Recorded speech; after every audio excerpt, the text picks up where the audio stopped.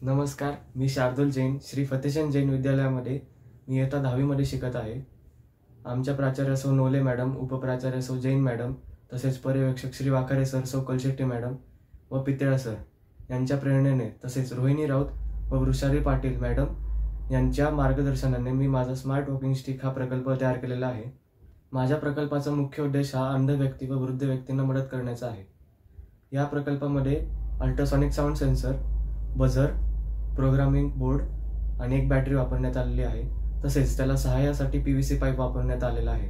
या सर्वांचा वापर करून मी अडथळ्याचा शोध घेण्यासाठी एक सिस्टम तयार केलेली आहे। त्या सिस्टमचा उपयोग आपल्याला वृद्ध व्यक्तींना समोरचा अडथळ्याचा शोध घेण्यासाठी होऊ शकतो। आता मी तुम्हाला माझ्या प्रयोगाचा उपयोग कसा होईल हे दाखवतो।